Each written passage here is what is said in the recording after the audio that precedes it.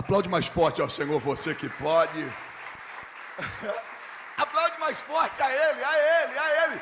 Coloca a força na tua mão e aplaude a Ele com excelência, com excelência.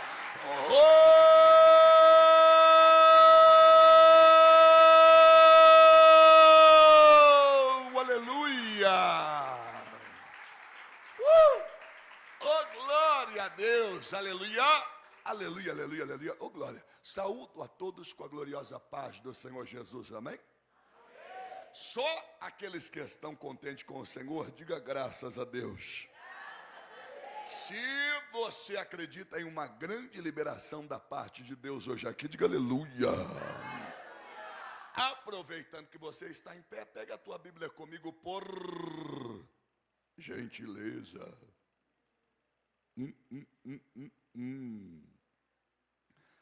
Pega a tua Bíblia comigo, por favor. E abre a tua Bíblia comigo no primeiro volume de Crônicas. Primeiro livro de Crônicas. Poderoso, fiel e eterno. É o nome daquele que reina e sempre reinará sobre as nossas vidas. Primeiro livro de Crônicas fica antes do segundo livro de Crônicas. Pode dar uma olhada para você ver.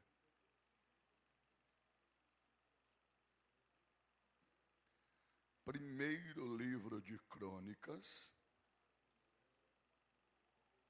capítulo de número 2.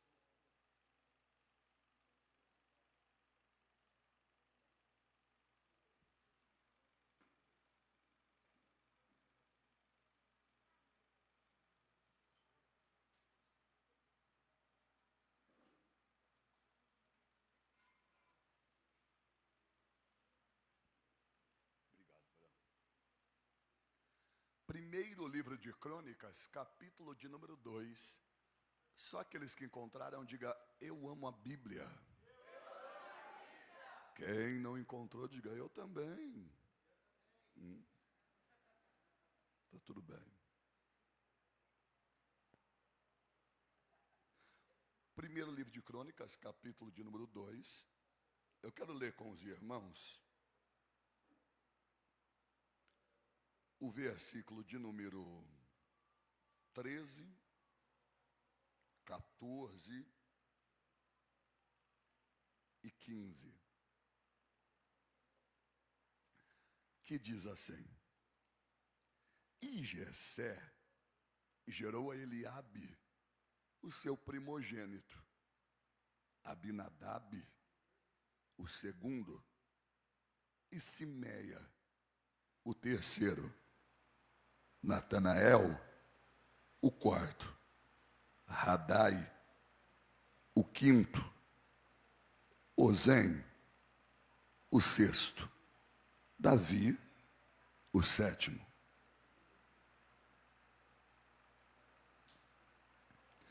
E Jessé gerou a Eliabe, o seu primogênito. Primogênito é primeiro, tá? É o primeiro. Abinadab, o segundo. Simeia, o terceiro. Natanael, o quarto. Radai, o quinto. Ozem, o sexto. Davi, o sétimo. Agora eu vou falando os nomes dos filhos de Jessé, e aí vocês vão falando o posicionamento. Primeiro, segundo, para ficar mais didático. Vamos lá. E Jessé gerou Eliabe, o Abinadab, Simeia, Natanael, Radai, Ozem, Davi. Davi? Davi. Tá bom. O primeiro livro do profeta Samuel, capítulo de número 16, verso 10, diz que Jessé fez passar os 7 filhos dele diante do profeta Samuel. E o profeta Samuel disse: o Senhor não escolheu nenhum deles. Estava faltando quem? Quem? Espera um pouco. Se a Bíblia diz no primeiro livro de Crônicas, capítulo de número 2, verso 15, que Davi era o... No primeiro livro do profeta Samuel, 16, verso 10, diz que Jessé fez passar diante do profeta Samuel os seus 7 filhos. Samuel disse: não é nenhum deles. Estava faltando quem? Vocês insistem ainda, né? Vou voltar. No primeiro livro de Crônicas, capítulo 2, verso 15, disse que Davi era o... No primeiro livro do profeta Samuel, Jessé fez passar os seus 7 filhos, seus 7, na presença do profeta Samuel. Samuel disse assim, ó: Deus não escolheu nenhum desses. Estava faltando quem? Davi era qual? Se apresentou os 7, como Davi não estava? Senta que a gente vai conversar sobre isso.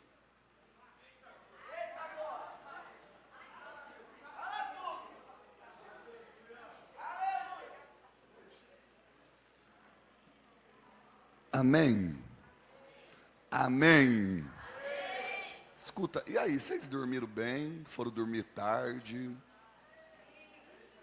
O lugar onde você está dormindo tem gente que ronca? Como está a organização das suas coisas? Escuta, louve e exalta ao Senhor pela oportunidade que Ele me dá de retornar a essa cidade depois de muito tempo. Eu nem vou conseguir me lembrar a última vez que eu estive nessa cidade. Eu sei que eu estive, mas eu não vou conseguir lembrar. Faz muito tempo. E eu glorifico e exalto ao Senhor porque eu estou retornando e acredito que é por conta de um propósito forte da parte de Deus. Até porque Deus não faz nada sem propósito. Tudo que Deus faz tem um propósito. Quem crê, diga amém. Agradeço a Deus pela vida do pastor Wesley. É isso? Ismael. Ismael. Wesley foi, não sei mais. Que nesses dias de carnaval, eu estava conversando com o irmão, eu estou pregando em 10 congressos. Então até quarta-feira, eu ainda pregando de manhã, à tarde, de noite, de madrugada. Então, é Ismael Rodrigues. Pelo menos agora eu completo, eu consegui. Muito obrigado. Você esteve em Sorocaba, a gente conversou. Muito obrigado. Então você é bem mais novo que eu, pelo jeito? Bem mais, né? Mas amém, Deus já me libertou da inveja, está tudo ok. Muito bom poder estar com você aqui e ser uma ferramenta da parte de Deus para todos aqueles que estão acampando. Olha para quem está perto de você e diga assim: depois desses dias, tua vida nunca mais será a mesma. Estou muito contente por vocês terem reservado uma camiseta para mim. Você percebeu que ela coube. Ela tá linda a camiseta. E não é sublimação, é silk, né? Vocês fizeram com silk. Quem tem dinheiro é outra coisa, né, pastor Ismael? Quem tem dinheiro... Ismael, Deus está te ouvindo. Escuta, quem tem dinheiro é outra coisa. Ó, e esse verde, fiquei sabendo que é o último grito da moda. Ó, aqui, ó. Estou muito feliz. E que tema forte, né? Que embaçado Deus ter dado esse tema para vocês, né? Que embaçado. E se você procurar na Bíblia, não existe a palavra forja na Bíblia. Mas o tempo todo ela está acontecendo. Sei que já devem ter explicado para vocês, mas eu vou explicar de novo. A forja é quando pega o metal e expõe ele ao fogo, a fim de que ele possa amolecer.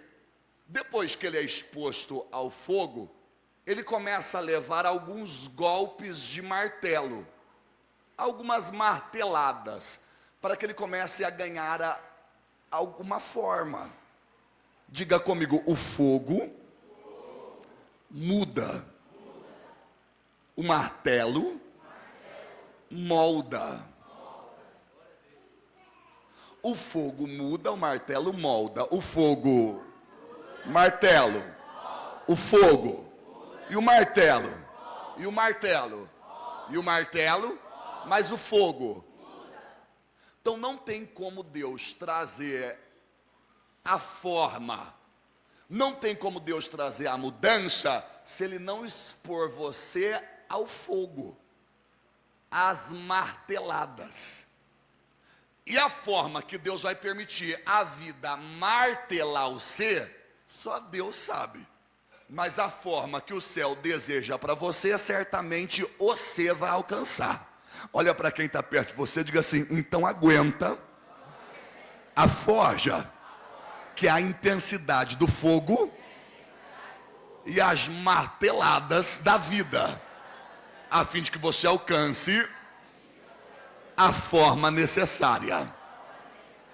Então o metal é colocado a um fogo intenso para que ele possa amolecer. Depois ele recebe alguns golpes de martelo para ganhar a forma desejada. Depois ele é levado ao resfriamento, para que ele alcance uma resistência. E depois ele passa por um acabamento, para que seja definido o propósito. Tudo isso se chama processo da forja. É exposto a um fogo intenso para amolecer o metal. Depois ele recebe vários golpes de martelo para ganhar um formato. Depois vai para o resfriamento para alcançar uma resistência. E depois vai para um acabamento para definir um propósito. Diga comigo: fogo, martelo, resfriamento, acabamento. Diga: fogo, martelo, resfriamento, acabamento. Ou seja, é um processo de muita dor. Entendendo que a decepção sempre vai mudar um sentimento, mas a dor vai mudar a gente para sempre. Então este acampamento nada mais é do que Deus dando a oportunidade de vocês entrarem em contato com aquilo que mais dói.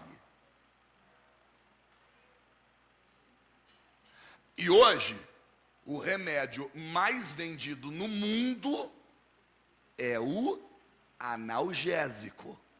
Pergunta para mim, por quê? Porque ninguém quer sentir dor. E eu que tenho viajado o Brasil e vários países dando seminário de cura, libertação, intercessão, batalha espiritual, mover profético, louvor e adoração por uma fenda no Cronos, transitando no Kairos, conhecendo o passado, presente e futuro como uma coisa só no atemporal, e combates na sexualidade, eu digo para você que muitas pessoas não aguentam o processo de cura e libertação porque não aguentam entrar em contato com aquilo que mais dói. Então forja é quando Deus vai colocar você em contato com os seus fantasmas, com os seus medos, com as suas dores, a fim de que você entenda que se isso não acontecer, não haverá mudança. Forja é mudança. A pergunta não é se você vai ficar aqui por alguns dias. A pergunta é quem você vai ser depois que você sair daqui. Porque se for para estar esses dias aqui, você sair a mesma bagaceira e a mesma carniça que você chegou, não teve forja nenhuma. Então não venha bancar o palhaço achando que você está de férias, porque você não está.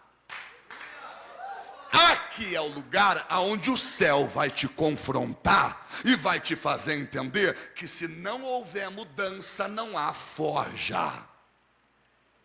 O fogo não é para destruir o metal. O fogo é para revelar a força que o metal tem. Então Deus nunca vai desprezar o fogo, porque a forja é para revelar a espada que há dentro de nós. Olha para quem está perto de você e diga assim: a forja não destrói o metal, revela a sua força. Agora diga para quem está do outro lado, porque agora no meu dos evangélicos tem inveja. Olha para quem está do outro lado e diga assim, ó: Deus nunca vai desprezar um fogo, porque a forja é para revelar uma espada que há em nós. Quem acredita aplaude ao Senhor Jesus.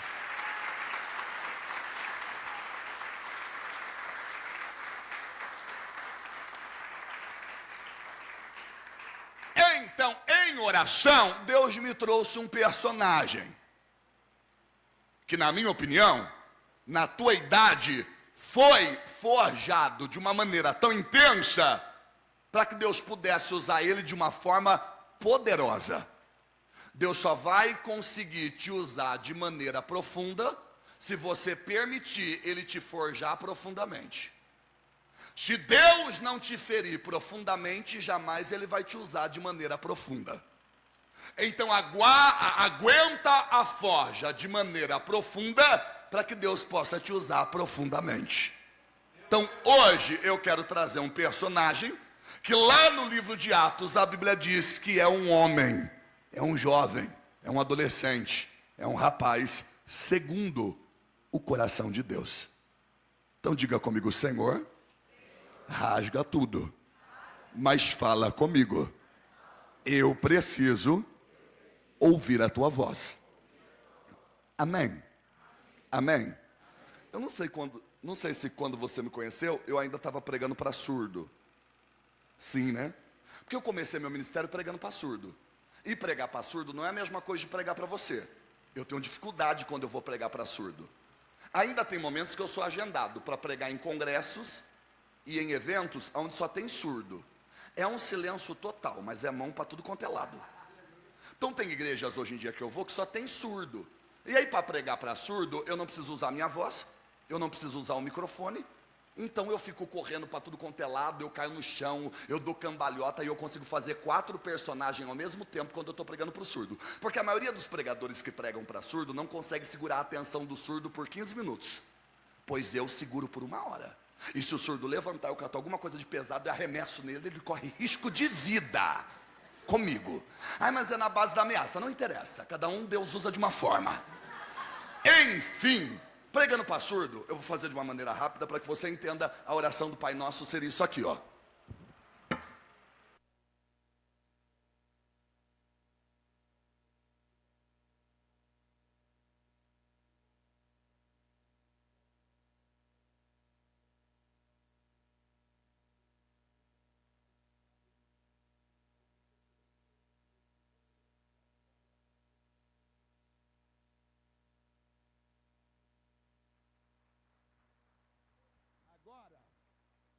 Agora.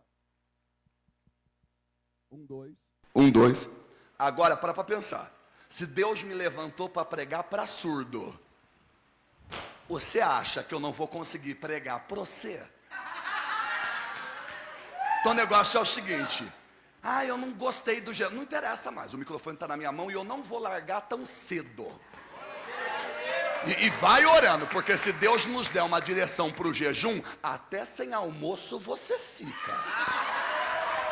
Então é melhor, aqui ó, é melhor prestar atenção na mensagem, é melhor ser legal com o tio, que o tio conhece muita coisa na Bíblia e eu não termino essa pregação nunca. Então vamos dar uma cooperada, vamos despertar o sono, aí deu uma cochilada, vai lá, lava o rosto e volta, porque se eu pegar alguém cochilando,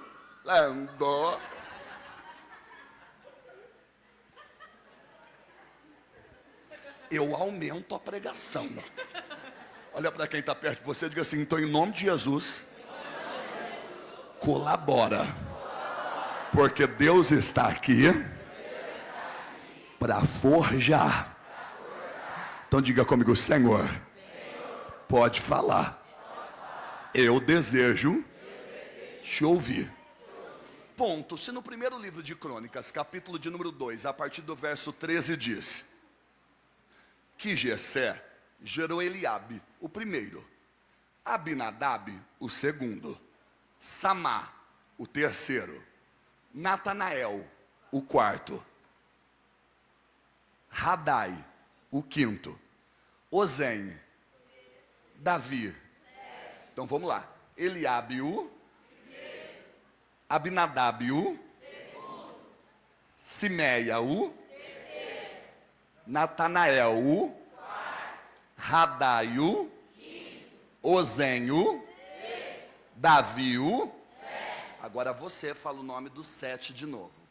Talvez outro dia. Aí você observa que se em Crônicas 2, verso 13, 14 e 15, Davi é o 7º, Davi é o... Como é que lá no primeiro livro do profeta Samuel, Jessé passa os 7 filhos dele na presença do profeta e Davi não está? Aí a Bíblia é contraditória. Não é. Aí a Bíblia está errado. Não é. Quando a pessoa diz que a Bíblia é contraditória, é porque a pessoa é pouca Bíblia, é rasa e não leu muito.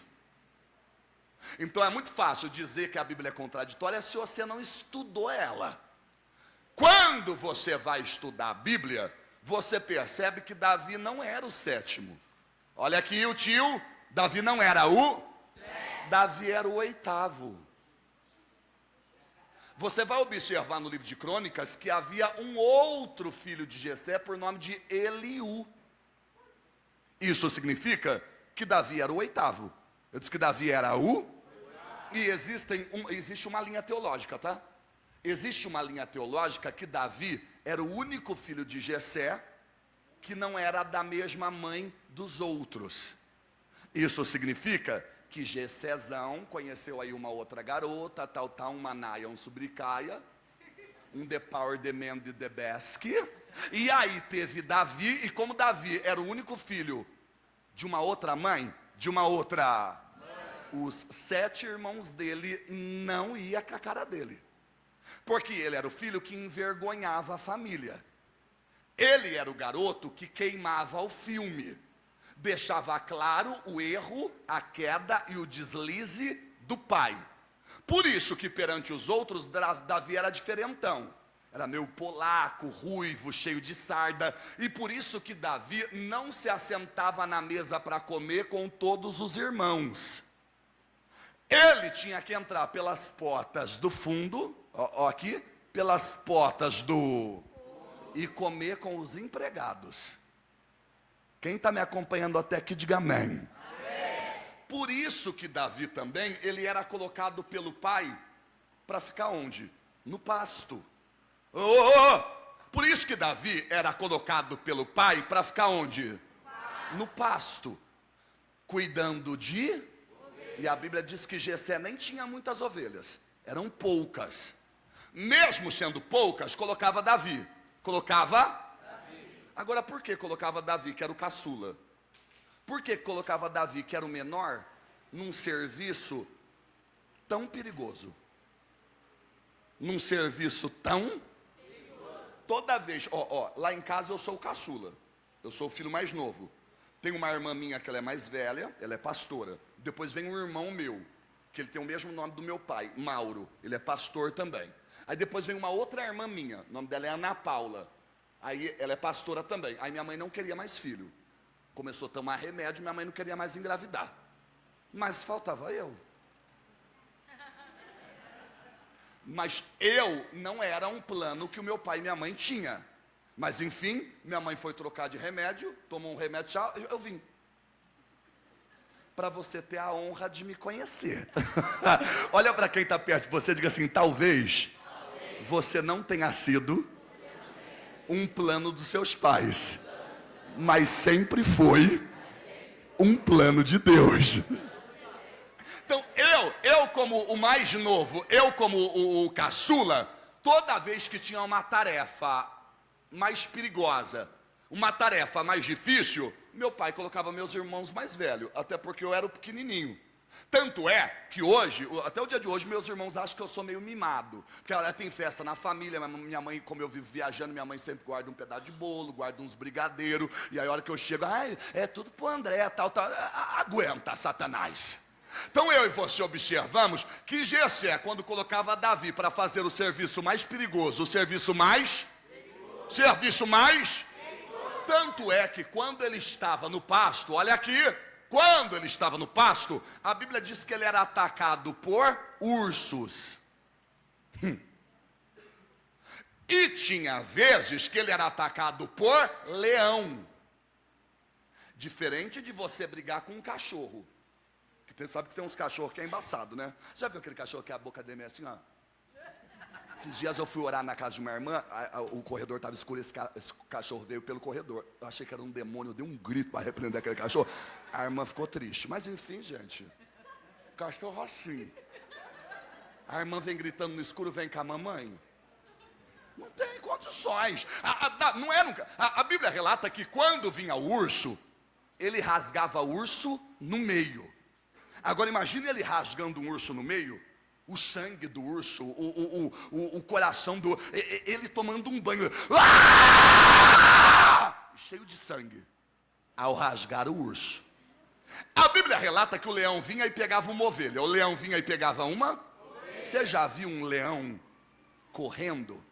A velocidade é tão grande, me escuta, a velocidade é tão... Sabe o que Davi fazia? Você já viu a pressão da boca de um leão? É de quase 1 tonelada. Ele pegava a ovelha e corria. Sabe o que Davi fazia? Isso aqui, ó. Qual é o seu nome? Que a gente vai pegar uma amizade, não adianta.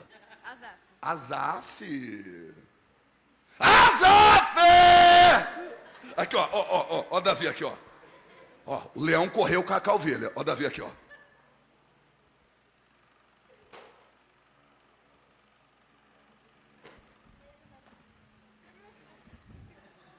Ele corria atrás do leão. O que me impressiona não era ele correr atrás do leão. Ele alcançava. E a hora que ele alcançava, ele abria a boca do leão, arrancava a ovelha e matava o leão. Gente, não há dúvida de que quem era com ele? Pô, ou era biotônico fundiário? Era Deus. Olha para quem está perto de você e diga assim: Deus era com ele. Quem está conseguindo me acompanhar, diga amém.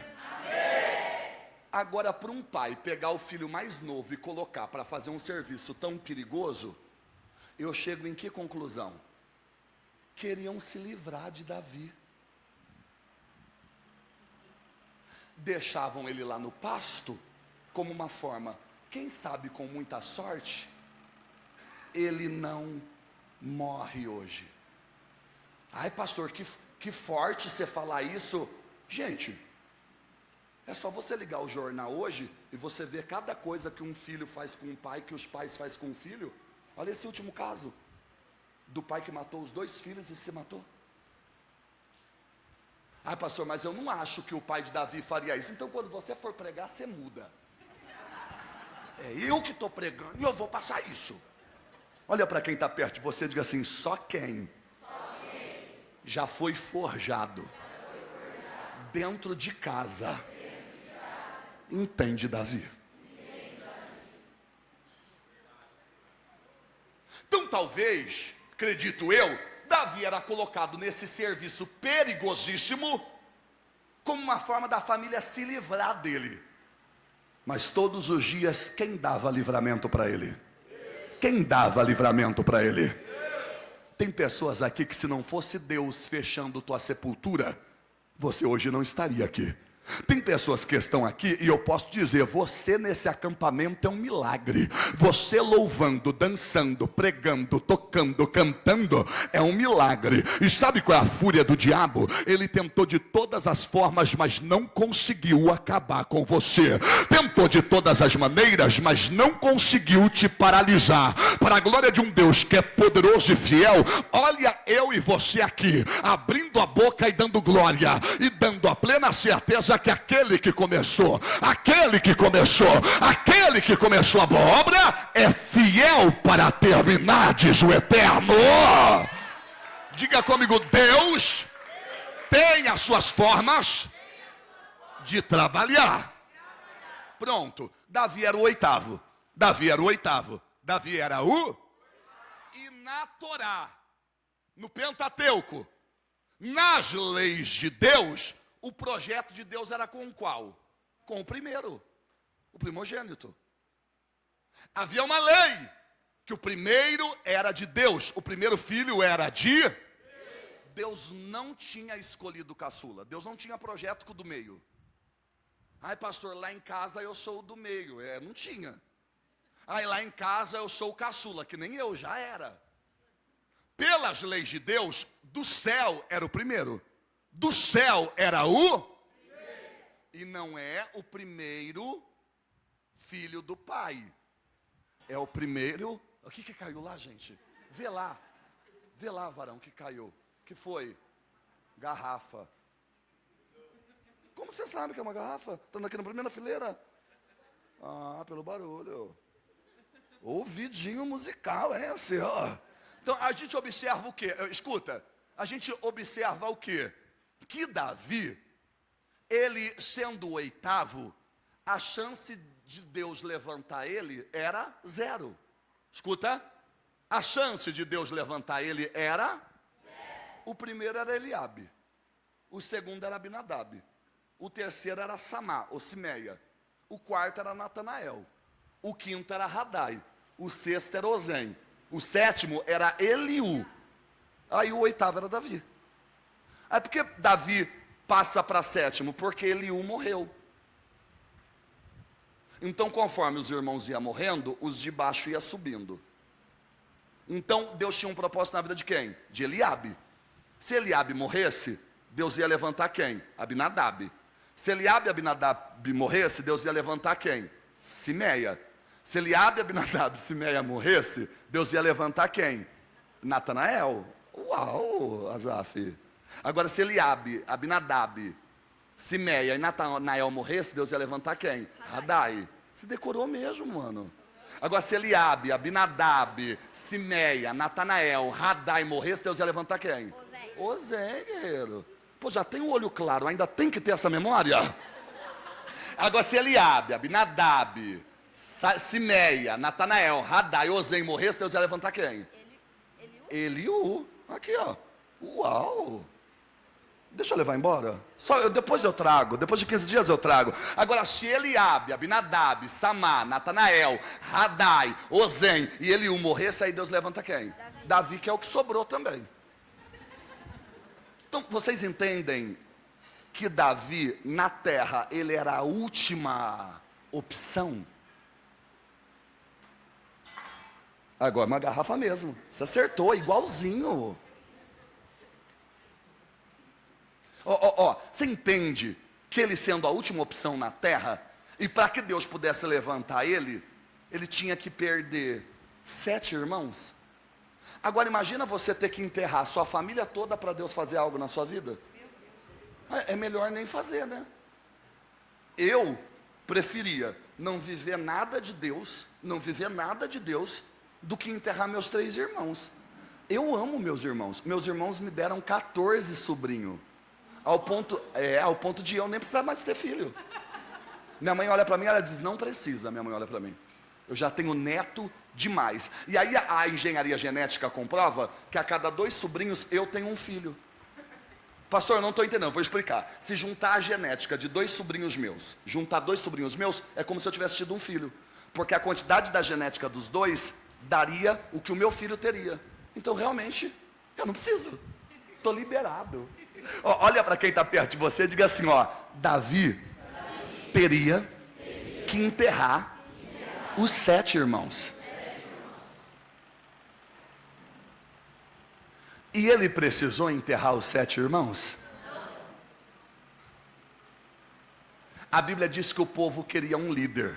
Escuta, o povo de Israel queria um líder. Só que o povo de Deus é enjoado, tá? Se ninguém nunca contou para você, os crentes evangélicos, tipo gospel, a galera é enjoada.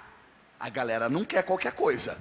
Então quando o povo de Israel foi pedir para Deus um líder, um rei, foi pedir para Deus um líder, eles disseram, primeiro, a gente quer um rei alto. Não traz um baixinho que a gente não quer. Mano, nada contra. Você mesmo que fez bullying com você ali em cima. Se for baixinho, a gente não quer. Segundo, não pode ser magrelo também. Não tem porque você olhar para mim também. Você não é também do muito legal. Nós queremos um rei alto, bombado e outra coisa, tem que ter beleza. Rei feio, o povo não queria. Embaçado também o povo de Deus, né? Olha para quem está perto de você e diga assim, se Deus te der a chance de pedir, pede o melhor. Quem está entendendo, diga amém. Nós queremos um rei, aqui alto, com um porte atlético e bonito. E aí Deus foi procurar o jeito que o povo queria. Deus foi procurar o jeito que o povo queria. E Deus encontrou quem? Saul. Deus encontrou quem? Saul. A Bíblia diz que Saul era belo, tão belo, que dentre todos os homens não havia outro mais belo. Você entende? Em um versículo diz que ele era belo, belo, belo. Nem o belo. Se você parar para perceber, nem o belo era tão belo como Saul. Olha para quem está perto de você e diga assim: até porque beleza é um dom. Tá, gente? Você vai lendo a Bíblia, você vai ver que beleza. Você vai lendo a Bíblia, você vai ver que beleza é um dom. Às vezes não é que você é feio, é que esse dom por você não rolou. Mas Deus ele dá uma valorizada, ele dá uma indenizada, ele dá uma compensada. Ele já deixa a gente tocar, já cantar, dançar, pregar, a gente já profetiza, já revela uns mistérios, pra gente não ficar depressivo também. Mas querendo, a beleza é um dom, a beleza é um dom. E quando você tem amizade com uma pessoa que tem o dom da beleza, se você não agarra na mão de Deus, você mata a pessoa com uma coisa que se chama de inveja, que a gente chama. Então, é complicado. Eu gosto de Salomão. Porque quando você lê os livros de Salomão, Salomão diz assim, toda beleza tem seu tempo. Olha que bonito. Toda beleza tem seu tempo. Não é um abraço no feio? Não é. Para mim esse versículo é um abraço no feio. Por quê? Toda beleza tem seu tempo. O que isso significa? Que eu fui lindo, mas eu fui em um tempo que você não me conheceu, passou rápido, você perdeu, não conseguiu ver. O que sobrou para você é só. Olha para quem está perto de você e diga assim, cada um não despreze o dom que possui. Tá? Então vai glorificando com o que Deus te deu mesmo e vai ganhando alma. A Bíblia relata que Deus levanta Saul, que era do jeito que o povo queria. Que era do jeito que o povo queria. E a pior coisa, a pior coisa é quando você se aproxima de Deus por causa daquilo que você quer. Porque quando você se aproxima de Deus por conta daquilo que você acaba se afastando de quem Ele é. Nunca se aproxime de Deus por causa daquilo que você, porque você vai se afastar de quem Ele. Agora se aproxime de Deus por conta de quem Ele é. E Ele é poderoso para te dar aquilo que você quer. Quer fazer uma oração inteligente? É dobrar os joelhos e dizer: Deus, eu não quero nada que o Senhor não tenha para mim. Lembra daquele leproso que ficou esperando Jesus descer do monte? Eu posso ficar sem tênis, né? Nem perguntei para você, não tem problema? Amém, já, ok. Escuta, o que eu e você observamos? Que aquele leproso que espera Jesus descer da montanha, ele grita: Rabi, Rabi, Rabone! Jesus olha para ele, o que ele diz para Jesus? O Senhor quer me curar? Olha que inteligente. Ele não diz para Jesus: me cura. O Senhor quer me curar? Se ele tivesse um Instagram, eu adicionava ele. Se ele tivesse Twitter, eu seguia ele. Porque olha que inteligente. O Senhor quer me curar? É como se ele estivesse dizendo: se o Senhor quer me curar, eu quero. Porque eu não quero nada que o Senhor não queira. O nosso erro é pedir para Deus algumas coisas que Deus não tem para nós. A Bíblia diz que Ana, eu disse quem? Ana. Pedia para Deus um filho há 25 anos. Ela pedia para Deus um filho há quanto tempo? 25 anos. E Deus dizia não. Pergunta para mim, por quê? A Bíblia diz que Deus fechou a madre dela para ela não engravidar. Pergunta para mim, por quê? Porque Deus não queria dar um filho para ela. Deus queria que ela gerasse para ele um profeta, um juiz e um sacerdote. Porque quando um menino nascia, por permissão de Deus, ou Deus ia levantar ele para ser profeta, ou Deus ia levantar ele para ser juiz, linda a sua corrente, ou Deus ia levantar ele para ser sacerdote. Deus nunca levantava para ser as três coisas. Samuel, Deus levantou para ser as três coisas. Ele era juiz, ele era profeta e ele era sacerdote. Vamos lá, classe, como eu disse, ele era juiz, profeta Você está entendendo que ele seria tudo ao ponto de não dar tempo de ele ser filho de Ana? Então ela pedia para Deus um filho e Deus tinha para ela um. Ela pedia um filho, mas Deus queria que ela gerasse um. Teve um dia que ela foi para o culto invocada. Uma mulher, quando acorda invocada, já era. Ela foi invocada e a hora que ela chegou no altar, ela disse: eu não quero mais um filho. E se o Senhor me der, eu deixo ele na igreja e vou embora. A hora que ela disse: se o Senhor me der, eu deixo ele na igreja e eu vou embora. Deus se levantou do trono e disse: agora sim. No mesmo dia, a Bíblia diz que Deus permitiu ela engravidar. E aí ela pegou Samuel e deixou na igreja. Ela entendeu que primeiro ela tinha que gerar algo para o céu. E depois que ela gerou o primeiro para Deus, a Bíblia diz que Deus deu mais 5 para ela. Aí Deus está querendo dizer o quê? Deus mandou te dizer: primeiro eu. Primeiro o céu. Primeiro é o que eu quero. Primeiro é o que eu desejo. Primeiro é o que eu planejei. Primeiro é o que eu sonhei. Primeiro é o que eu projetei. O Senhor manda eu te dizer: você é capaz de rasgar os teus sonhos para viver os meus? Você é capaz de enterrar o que você quer para viver o que eu quero? Você é capaz de abandonar os seus planos para viver os meus planos? Assim diz o Senhor: é sobre mim, é sobre mim, é sobre mim, é sobre mim, porque dele, por ele, porque dele, por ele, porque dele, por ele, para ele são todas as... Quem está entendendo? Diga amém. Já que Saul era o líder que Deus queria ou que o povo queria? Que Deus queria ou que o povo queria? Quando você rejeita o que Deus quer para viver o que você quer, a coisa dá errado. Saul só fez palhaçada. Eu disse que Saul só fez, mas Deus já estava de olho em um garoto lá no pasto, lutando contra ursos e leões, o 8º da casa de Jessé. E eu estou falando de Davi. Não ouvi, classe, eu estou falando de Davi. Enquanto Saul estava fazendo aquelas palhaçadas, Deus já tinha encontrado. Vamos lá, Deus já tinha encontrado. Olha para mim, porque Deus é um Deus que não perde tempo.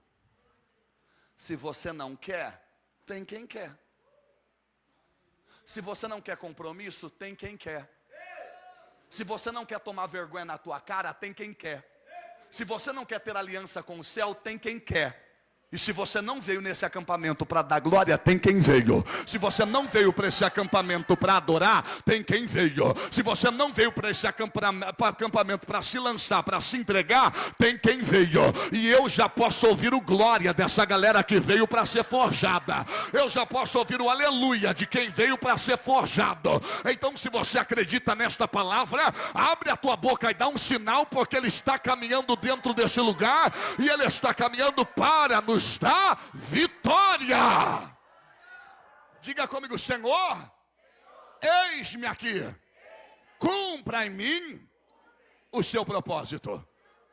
Quem está me acompanhando, diga amém.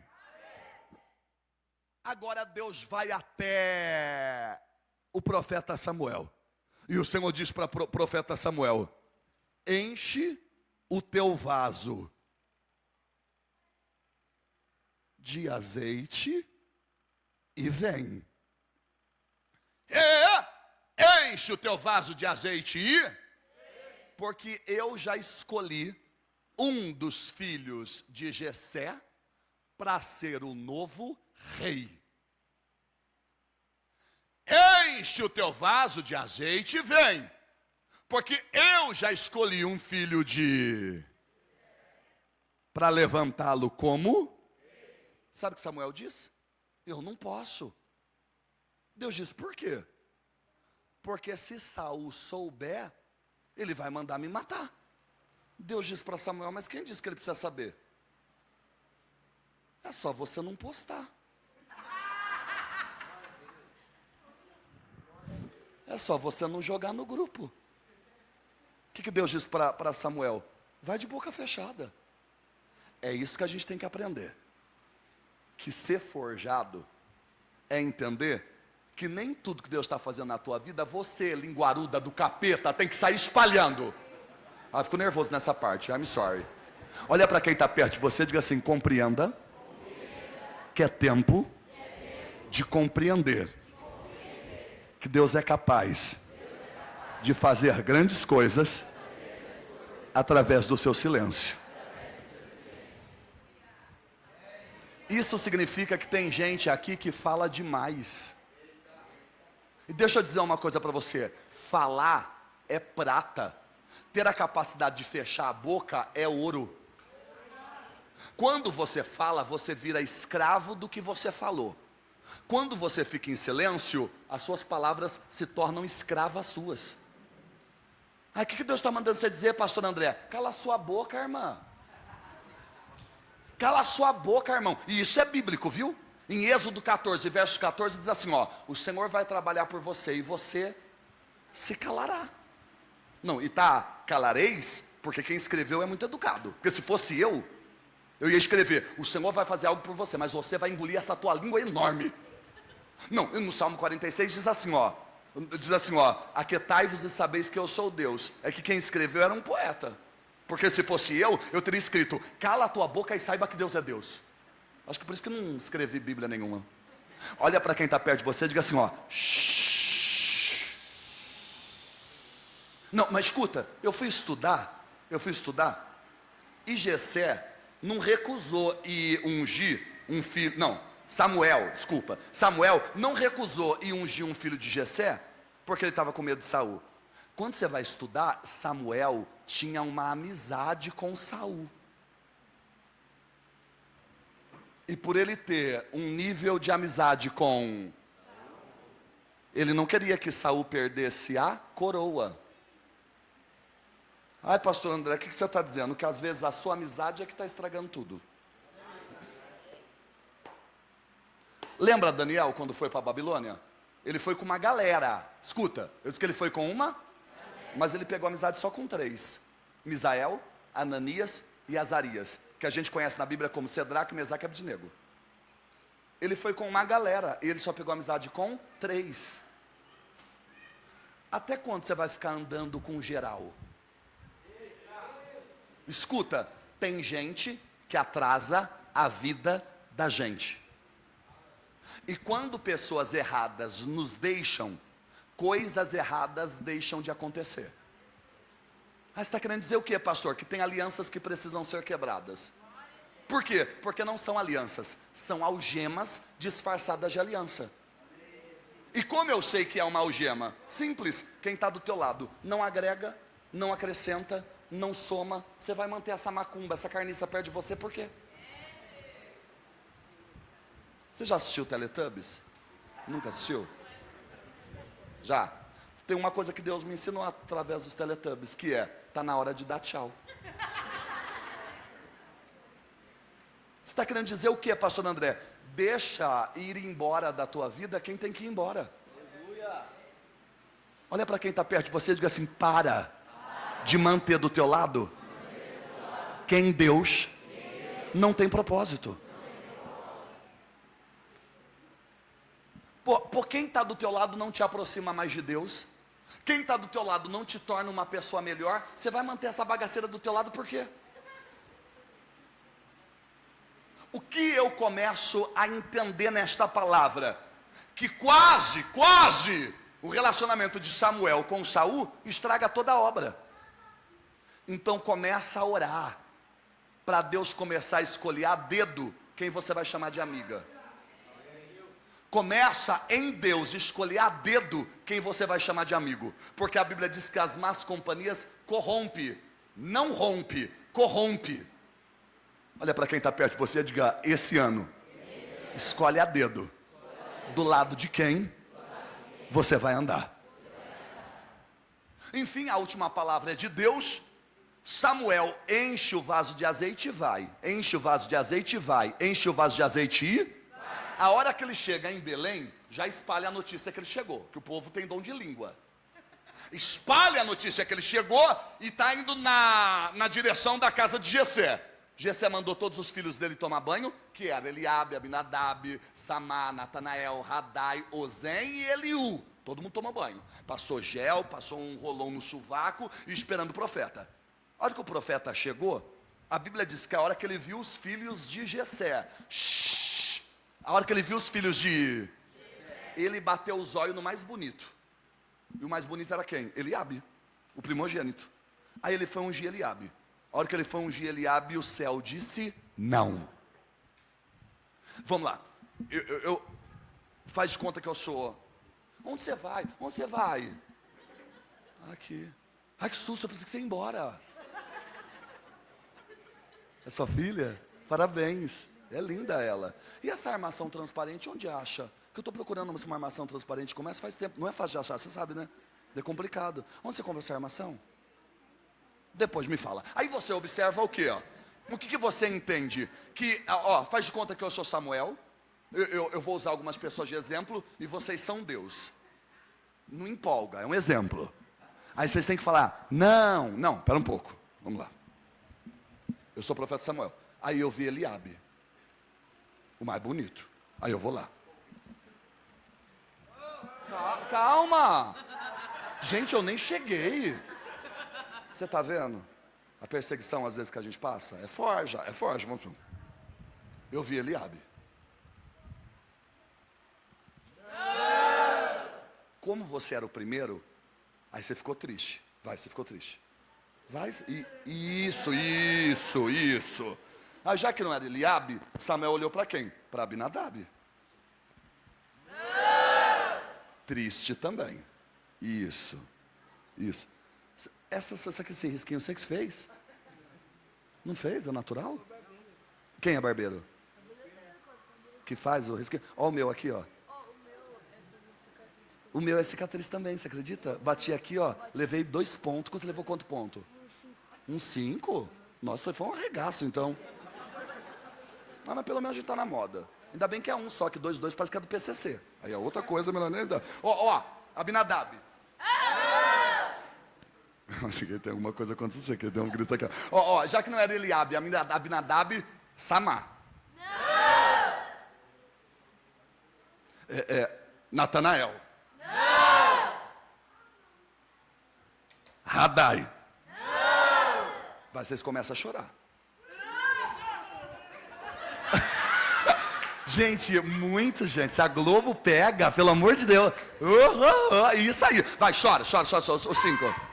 Isso. Nossa. É muito da hora pregar aqui, cara. Você tem que trazer mais vezes. Aqui, ó. Já que não era Eliabe, Abinadab, Samá, Natanael, Radai, Ozem. Tá aqui, Ozem. Isso, chora, Ozem. Isso. Então, o que sobrou era Eliú. O que morreu. Mas calma, morreu depois. Tá tranquilo. Não tem nada a ver, é só um exemplo. Não era nenhum dos 7. Se não era nenhum dos, Samuel não entendeu. Aí ele perguntou para o velho Jessé, você não tem mais filho? Só que ele tinha vergonha de ter que filho? Quem queimava o filme da família? Quem era uma vergonha na família? Quem manchava a reputação do pai? Aí ele falou, com aquela cara de quem peidou. Não é aquelas coisas que diz, nossa, como o filho dele acabou. É que está faltando só um menor.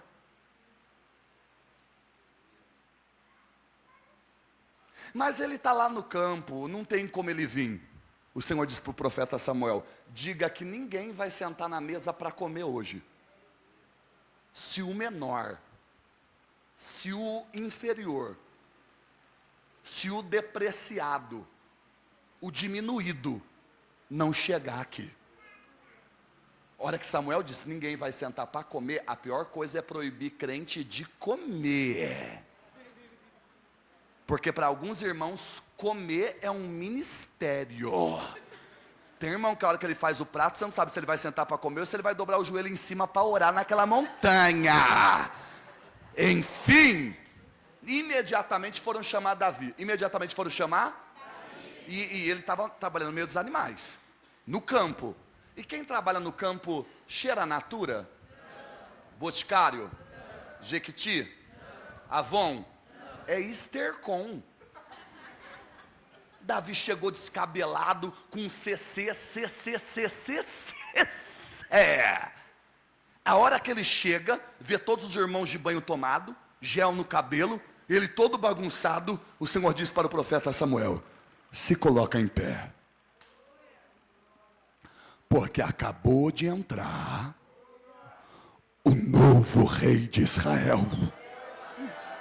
Se coloca em pé, porque acabou de entrar o novo rei de... A hora que ele derrama o óleo na cabeça de Davizinho, o óleo vai melando o rosto, o pescoço, o peito, o abdômen, vai descendo na coxa, na canela. Agora a sandália de Davizinho está colando no calcanhar de tanto óleo. O Espírito Santo vai tomando ele, o Espírito Santo vai moldando, o Espírito Santo vai aquecendo, o Espírito Santo vai forjando, o Espírito Santo vai lapidando, o Espírito Santo vai confrontando, o Espírito Santo vai preparando, o Espírito Santo vai lixando. E a Bíblia diz que ele vai se transformando em outro, em outro, em outro, em outro, em outro. A hora que ele termina de ser ungido, ele vê se ele está com um sinal, abre o istro e começa: boa noite, meninos e meninas. Estou aqui, ó, acabei de ser ungido. Aqui, ó, quem veio me ungir? Aqui, ó. Não foi nenhum dos meus irmãos. Nenhum. Foi eu. Sou o novo rei. Ele postou. Fez live. Porque quem é forjado não precisa provar que é. Quem é não precisa se fazer, nasceu feito. Olha para quem está perto de você e diga assim: chega de correr atrás de aprovação. O céu para você já disse sim. Isso significa que a opinião das pessoas não te forma. E você não precisa de fã-clube, de seguidores, de plateia e nem de torcida para viver todas as promessas que Deus tem na tua vida. Isso significa: quem gostou, gostou. Quem não gostou, não repete. Olha para quem está perto de você e diga assim: o céu te escolheu e ponto.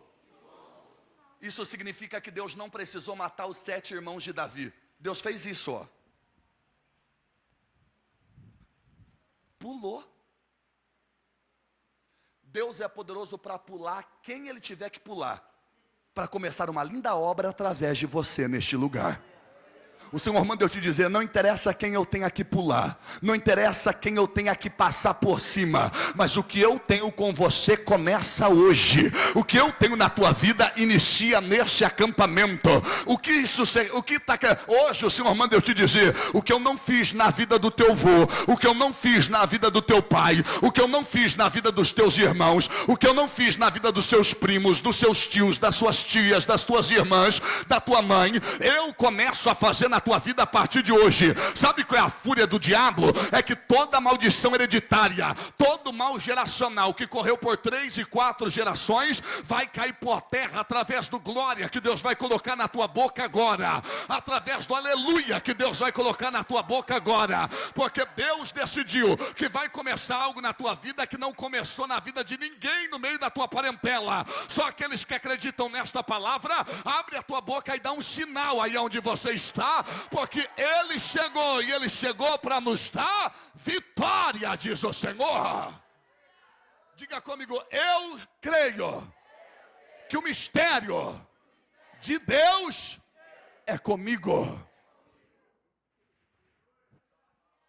E deixa eu compartilhar com você que o povo de Israel já estava sendo afrontado por um filisteu, giteu, de Gate, há anos. Até porque as cidades filisteias eram 5: Gaza, Gate, Asquelon, Asdod e Ecrom. Este camarada era de Gate, ele era giteu. Eu estou falando de Golias. Quase 3 metros de altura. E só a armadura dele pesava 50 quilos. Estava afrontando o povo de Israel há anos. Estava afrontando o povo de Israel há... E os irmãos mais velhos de Davi estavam na batalha. E lá na batalha, quem levava a marmita para os irmãos dele era ele. Todas as vezes que ele levava a marmita, ele ouvia o que Golias estava fazendo com o povo de Deus. Um dia, ele soltou um comentário. Se eu tivesse idade para estar no exército, eu já tinha derrubado esse gigante cabeção. O comentário espalhou. Os irmãos dele viu ele conversando com os soldados e disse: seu orgulhoso, presunçoso, mais uma vez, no seu orgulho e na sua... Ele olha para os irmãos dele e diz: o que eu fiz agora? Ele olha para os irmãos dele e diz... Agora para Davi perguntar para os irmãos: era a primeira vez que os irmãos dele perseguiam ele? Não. A Bíblia diz que depois que ele pergunta para os irmãos: o que eu fiz agora? Ele se desvia dos irmãos e volta embora para casa. Só que o rei Saul manda chamar ele de novo. Você esteve por aqui esses dias? Ele falou: às vezes eu venho trazer comida para os meus irmãos. Fiquei sabendo que você fez um comentário que se você tivesse idade para estar no exército, você já teria derrubado esse gigante. É verdade? Sim. Eu já teria derrubado esse gigante faz tempo. Por quê? Porque eu percebi que ele não tem aliança com Deus, ele não é circuncidado. E a circuncisão é um sinal de que você tem uma aliança com Deus. E eu acho difícil uma pessoa que não tem uma aliança com Deus ficar de pé. Eu tenho, ele tem que cair. E você já guerreou? Você já lutou? Já. Eu cuido das poucas ovelhas do meu pai no pasto. E às vezes eu sou surpreendido por ursos e leões. Ursos e? E em todos os combates eu tenho vitória. Em todos os combates eu tenho? O rei Saul pergunta: mas tem algum vídeo no YouTube? Tem alguma imagem no TikTok? Algum irmão teu pode comprovar isso? Ele diz: não. Porque todas as vezes que eu luto com ursos e leões eu estou...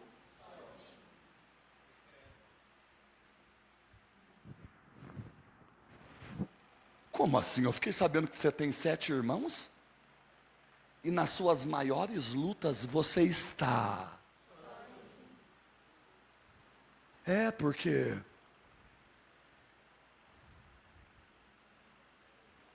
é complicado em casa. É complicado, meu pai.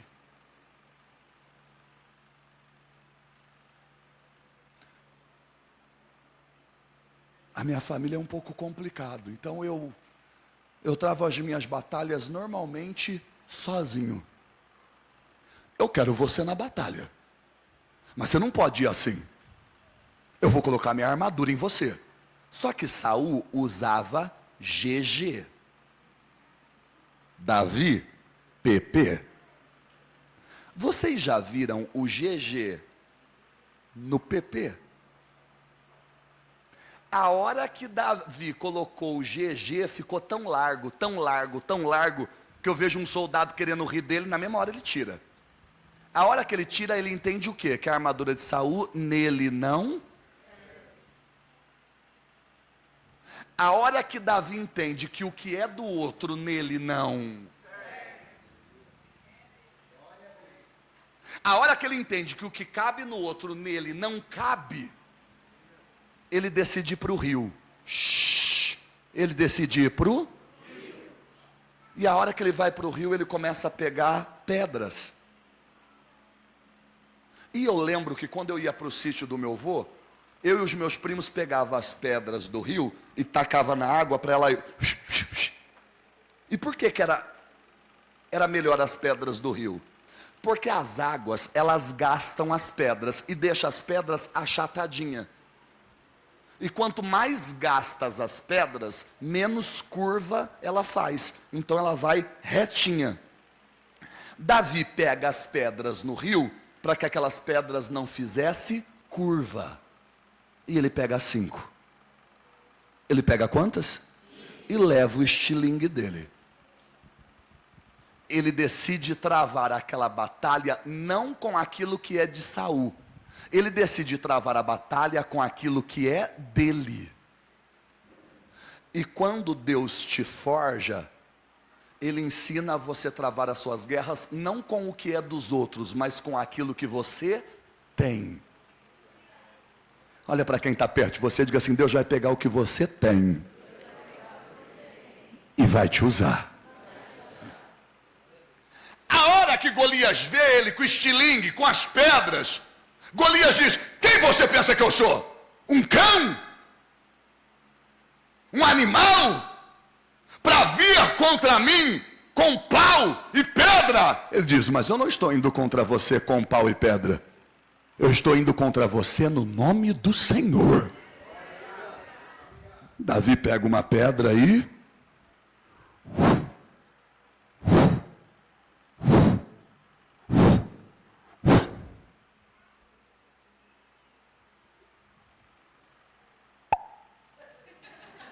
na hora o gigante cai. Ele tacou quantas pedras? Ele tinha quantas? Sobrou quantas? Quantas ele tacou? Tinha quantas? Tinha quantas? Sobrou quantas? Tacou quantas? Tacou quantas? Tacou quantas? Sobrou quantas? Tinha quantas? Tinha quantas? Sobrou quantas? Tacou quantas? Sobrou quantas? Tinha quantas? Tacou quantas? Por quê? Se tinha 5, tacou uma. Por quê? Se ele ia atacar uma, por que pegou 5? Me diz você. Então, também fiquei pensando. Falei, pô, se ele só ia usar uma, por que pegou 5? Porque ele pensou assim: e se eu errar? Quando Deus te forja, Deus te faz entender que você não é perfeito. Em algum momento você pode... Sabe qual é o nosso erro? É que depois que a gente vira crente evangélico, tipo gospel, a gente não aceita que a gente pode... E aí que está o teu fracasso. É você achar que você é o quarto da trindade, que se você tomar Red Bull, você sobe antes da gente. Quando ele pegou 5 pedras, ele pensou: eu posso... Se eu errar a primeira, eu tenho A. Se eu errar a segunda, eu tenho A. Se eu errar a terceira, eu tenho A. Se eu errar a quarta, eu tenho A. Se eu errar a quinta, eu corro, porque eu não sou trouxa. Mas quando ele tacou uma, ele sabia que ele tinha ainda mais 4 opções. Ele ainda tinha mais 4 chances. Quando Deus me permite ser forjado, eu sou um jovem, você é uma jovem, que começa a se dar mais chances. Deixa eu perguntar algo para você. Por que você pega tão pesado com você? Por que você exige tanto de você? Por que você traz no teu ombro um peso que nem Deus colocou? Até quando você vai ficar se condenando por algo que nem dependia de você, dependia dele? Sabe qual é o nosso problema? É que a gente quer perdoar todo mundo sem antes nos perdoar. O Senhor mandou eu te dizer: eu estou te forjando para você entender nesse acampamento que você merece mais uma chance.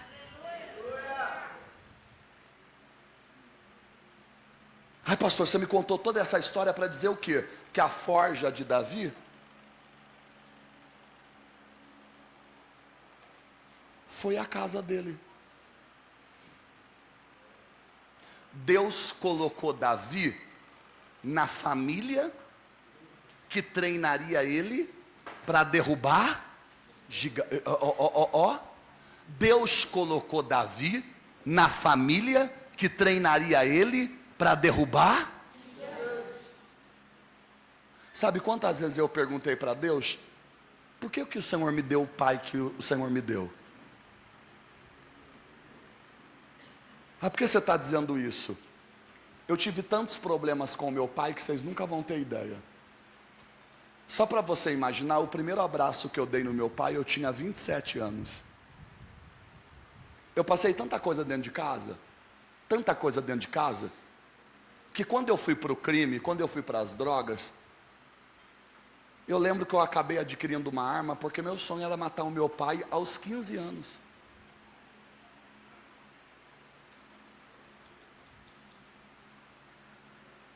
O meu pai me tratava, e o meu pai se comportava de um jeito que me machucava, me feria tanto.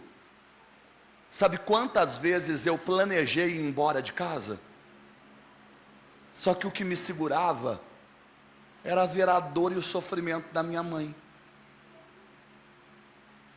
Eu ouvia direto do meu pai: eu ainda vou levar cigarro para você na cadeia. E eu só tinha 14 anos. Até um dia que eu entendi que a minha avó pediu para o meu tio mais velho se livrar do meu pai. E o meu pai só tinha 9 anos. Meu tio mais velho disse para o meu pai: a gente vai passear. Levou meu pai numa rodoviária de uma cidade grande e disse: fica aqui que eu vou no banheiro e já volto. E nunca mais voltou. Meu pai conseguiu colocar o primeiro calçado no pé dele com 14 anos. Meu pai morou 2 anos dentro de um posto de gasolina, e para dormir no chão, antes ele tirava a camiseta dele e enxugava o xixi que ficava ao redor do vaso. Aí eu entendi uma coisa: jamais o meu pai poderia me dar o que eu precisava, porque meu avô nunca deu para ele. Mas que culpa eu tenho, né? Até eu entender que Deus precisava usar tudo que eu passei dentro de casa com o meu pai para me forjar, para me moldar e para me dar a forma que eu precisava para que hoje eu pudesse pregar.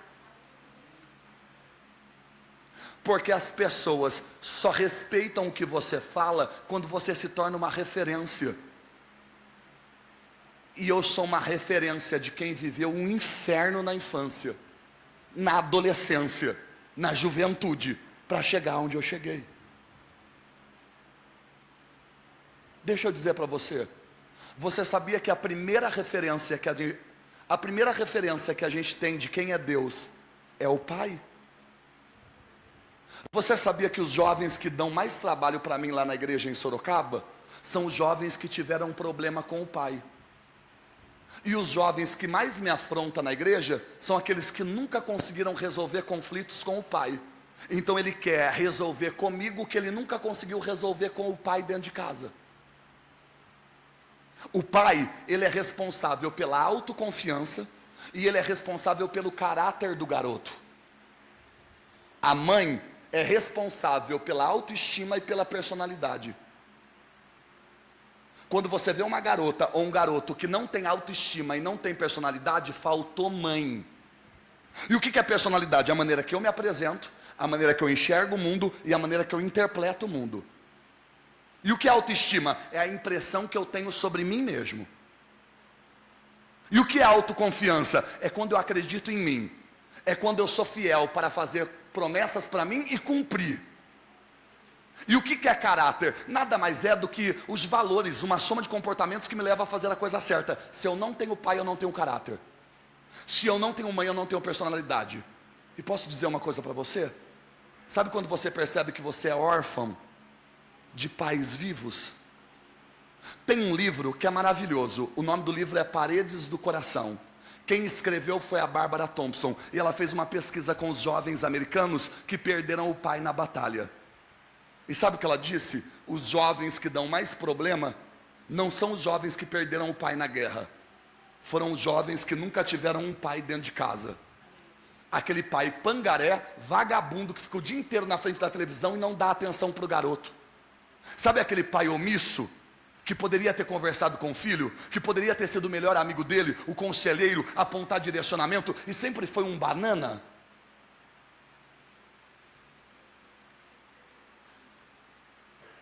Azaf, você é 40%. Você é 40%. A engenharia genética diz que eu Pastor Ismael, eu sou 40%. 60% de quem eu sou é minha mãe e meu pai. Por quê? Porque eu tenho 100 trilhões de células e 6 bilhões de informação. Por quê? Porque na molécula do núcleo de cada célula tem uma informação. E essa informação vem do meu pai e da minha mãe. Então é impossível Deus forjar você hoje ignorando quem foi seu pai e sua mãe. Vamos ser sinceros, irmã? Sua mãe sempre fez você fazer um trabalho que era para ela fazer. Você cuidou dos seus irmãos, você pulou a infância e pequenininha você se esforçava para conseguir cozinhar naquele fogão. E toda vez que eu pulo uma etapa, eu vivo um amadurecimento psíquico, sem contar os abusos que você enfrentou. E eu digo abusos verbais, emocionais e psicológicos. O que Jesus disse? Eu não vim apresentar para vocês uma mãe. Eu vim apresentar para vocês um pai. A Bíblia diz em Gálatas que Deus colocou um espírito dentro da gente, e esse espírito, ele grita por um pai. E sabe qual é a nossa maior dificuldade na igreja? É que o povo sofre de um espírito chamado orfandade. É quando o céu percebe que te faltou um pai, te faltou uma mãe, e vamos ser sinceros, o tipo de família que você tem, o tipo de criação que você teve, você ter chegado até aqui, foi um milagre. Glória a Deus. Glória a Deus.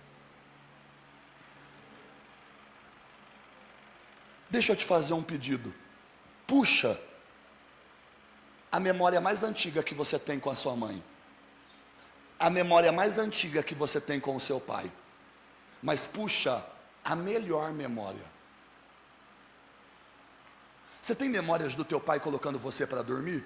Sentando no tapete da sala para brincar com você? Tendo conversas difíceis? Você tem memória da tua mãe dizendo para você, você é linda, e você é uma das filhas mais especiais que eu tenho? Você tem lembranças do teu pai dizendo, papai tem orgulho de você, o papai te ama, e o papai sonhou em ter você?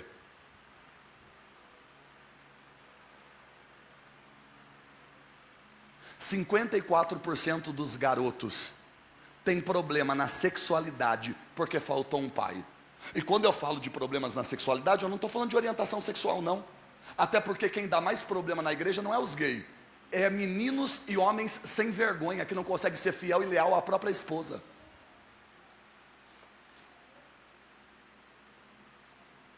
Você está querendo dizer o quê? Que se tem um lugar onde Deus tem a capacidade de nos forjar, é dentro da nossa casa. Sabe o que você é ser? Sabe o que é você ser ferido no único lugar onde você deveria ter sido amado? Sabe o que é você ser machucada no único lugar onde você deveria ter sido abraçada?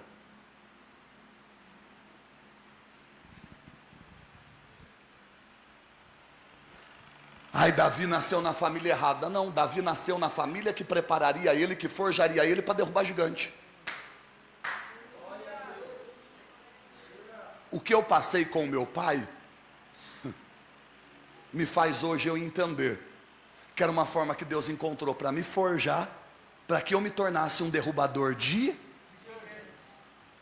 Então Deus não te deu o pai errado, Deus não te deu a mãe errada, Deus te colocou na família que treinaria você para viver tudo que o céu tem para você ainda esse ano. Sabe o que Deus me fez entender? André, você não tem culpa de ter se tornado quem você se tornou. Deus disse isso para mim numa madrugada que eu chorava muito, aos 17 anos. Você não é culpado pelo que você se tornou, você é fruto do que o teu pai e a tua mãe fez com você. E eu disse, Senhor, se eu não sou culpado, qual deve ser a minha atitude? O Senhor diz assim, ó, você não é culpado pelo que você se tornou, mas se você entende quem você se tornou, agora você tem a responsabilidade de me permitir te forjar, te mudar. Então posso ser sincero para vocês? Eu fui para as drogas. Com 16 anos eu já usava maconha, mesclado, pentilho, crack na paulada e já era alcoólatra. Estava sendo treinado por uma galera na comunidade para assaltar a casa lotérica. Aí você está dizendo isso por quê? Porque eu tinha tudo para não prestar, assim como Davi. Eu tinha tudo para não valer nada. Mas quando eu entendi que tudo que eu passei era uma forja, quando eu entendi que tudo que eu enfrentei na casa do meu pai era Deus me forjando, eu me permiti se tornar essa bênção que vocês estão vendo hoje. Posso dizer uma coisa para você, garota? Ei, moça, talvez você tenha todos os motivos para ser a pior filha, a pior neta, a pior sobrinha. Mas eu vou perguntar para você, é sério que você quer ser mais uma fracassada no meio da tua família? É sério que você quer ser mais um derrotado no meio dos seus primos? É sério que você quer ser mais uma pessoa a não ter dado certo no meio da tua parentela? Ou você vai permitir hoje Deus te forjar e tornar você uma referência e um derrubador de gigante no meio da tua casa? O Senhor manda eu te dizer, dá para você entender que eu vou pular Eliabe, Abinadab, Samar, Natanael, Radai, Ozem, Eliú. Eu vou pular na tua família quem eu tiver que pular, mas você eu quero levantar, você eu quero exaltar, você eu quero honrar, eu, Senhor, quero fazer grandes coisas. Mas vamos ser sinceros, como é que você pode viver o melhor de Deus se você não aceitar a forja? Como é que você pode viver o melhor de Deus se você agora não aceitar lidar com o que mais dói? Tudo bem, esses testemunhos que eu contei, talvez esteja muito longe do que você passou com a tua mãe, do que você passou com o teu pai. Talvez você tenha lembranças de você na sala com a mochila, todo pronto, toda pronta, esperando o seu pai pegar você de 15 em 15 dias, e ele nunca apareceu. Os psicólogos dizem que a dor que uma criança sente ao ver os pais se separando, é uma dor que ela nunca vai conseguir explicar na vida.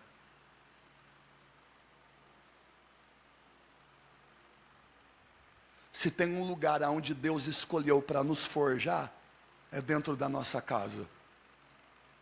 Às vezes, sentindo dores, como de rejeição, de desprezo. Suas tias sempre elogiaram as suas irmãs. Você sempre foi considerada a feia, o gordinho, a gordinha. O meu irmão mais velho, ele é branquelo. A minha outra irmã era branquela. Eu puxei para a família do meu pai, mas eu cresci ouvindo meus irmãos dizendo: você sabia que a mãe e o pai pegou você no lixo?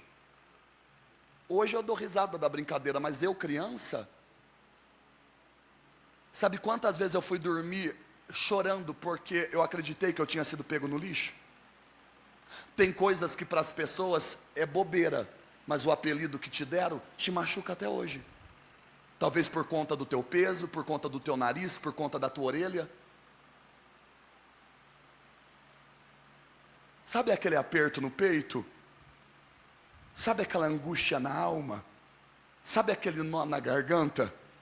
E sabe aquela vontade que você tem às vezes de sumir? É isso que Deus veio tratar hoje aqui. Avivamento nem é sempre quando o fogo cai no altar. Avivamento é quando aos pés do altar uma lágrima cai no chão.